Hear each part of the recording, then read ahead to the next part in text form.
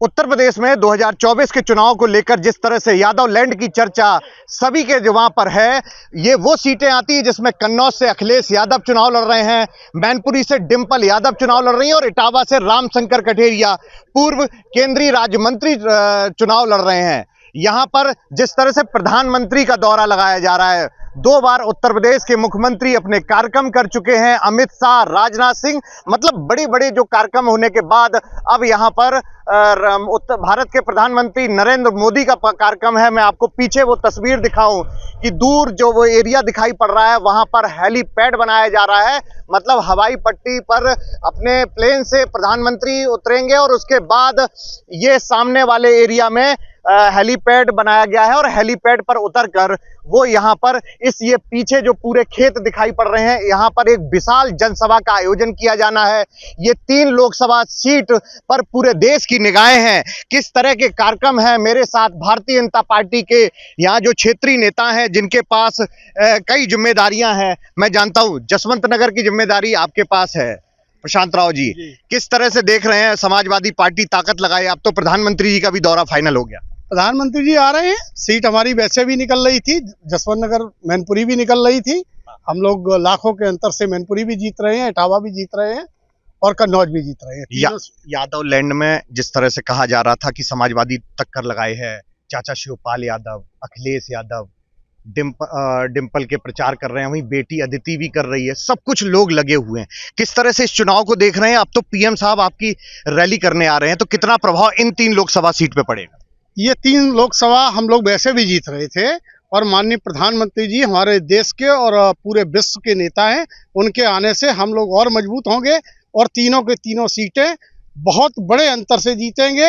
और अखिलेश का पूरा परिवार मैनपुरी में ही फंस के रह गया है। वो 3 अखिलेश, शिवपाल, अंशुल सहित पूरा परिवार, उनकी बेटी सब जसवंत नगर में ही प्रचार कर रहे हैं। और जो आप कह रहे हैं यादव लैंड, अब कश्मीर से लेके कन्याकुमारी तक कहीं कोई यादव लैंड नहीं है, सिर्फ मोदी लैंड है।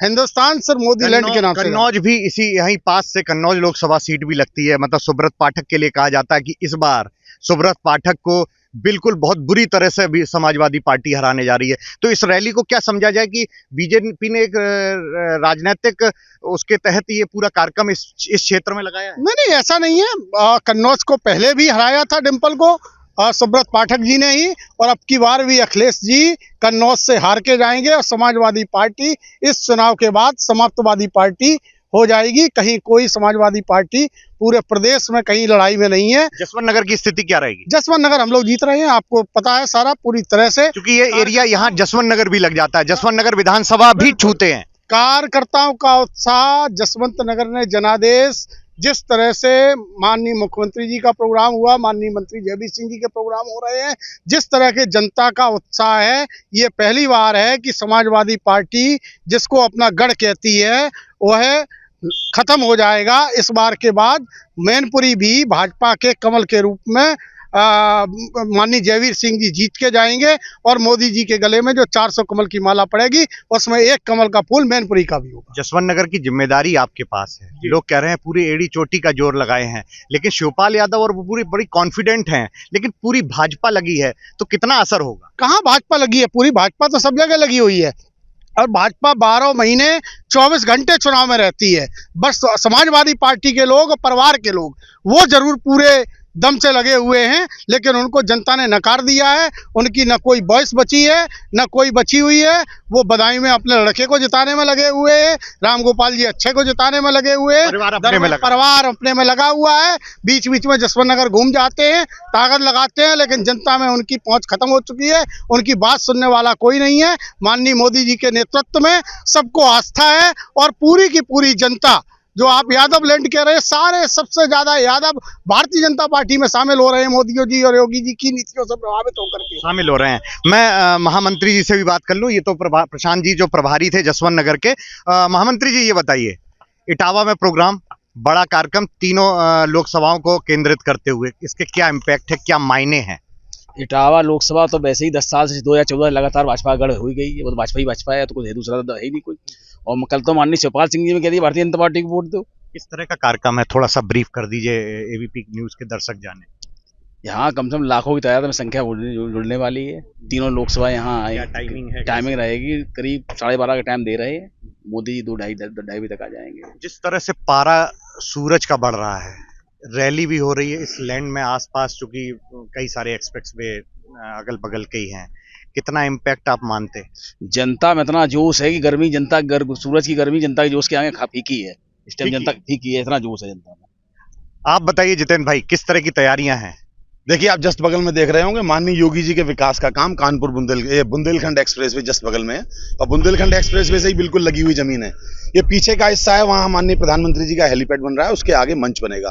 और जैसा कि जिले के महामंत्री जी ने बताया, 1 लाख लोगों का संकल्प लिया गया, 1 लाख लोगों की भीड़ यहाँ करने वाले हैं। 3 लोकसभाओं का ये कार्यक्रम है, इटावा लोकसभा, मैनपुरी लोकसभा और कन्नौज लोकसभा। तीनों लोकसभा के कार्यकर्ता यहाँ बसों के माध्यम से, अपने अपनी गाड़ियों के माध्यम से यहाँ आएंगे। मतलब कितना इम्पैक्ट रहेगा जिस तरह से तीनों लोकसभा का प्रोग्राम रखा गया? क्या चीजें उसमें चेंज देख रहे हैं आप? देखिए, अभी इटावा लोकसभा में माननीय अमित शाह जी का कार्यक्रम हुआ था।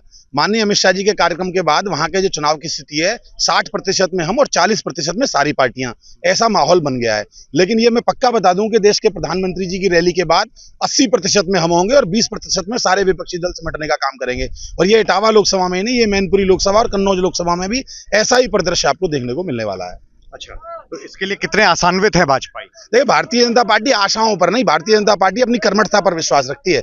आशाओं पर हम लोग जनता नहीं है। भारतीय जनता पार्टी के देश के प्रधानमंत्री मोदी जी और आदरणीय योगी जी का जो तपोबल है, उसके ऊपर भारतीय जनता पार्टी काम करने का काम करती है। हम लोग पूरी तरीके से मन में एकदम निश्चिंत हैं कि हम लोग दोबारा से तीसरी बार प्रधानमंत्री बनाने जा रहे हैं। तो ये आपने देखा, ये बीजेपी के वरिष्ठ नेता लोग हैं जिनका कहना है कि जिस तरह से प्रोग्राम भारत के प्रधानमंत्री नरेंद्र मोदी का है, तो तस्वीर बदल जाएगी। पीछे की तस्वीरें आप देख सकते हैं। ये लोग बाकायदा सुबह से ही, जब से पीएम नरेंद्र मोदी जी का प्रोग्राम फाइनल हुआ है, पुलिस और सारे लोगों का लगातार इस क्षेत्र में दौरा लग रहा है। पूरी तरह से तैयारियां की जा रही हैं। जिस तरह से 5 तारीख को प्रधानमंत्री नरेंद्र मोदी इस लैंड पर आकर जनता को संबोधित करेंगे। अब देखना ये होगा कि जनता जनार्दन अपना मत किसको देती है और किसको विजयश्री दिलाती है।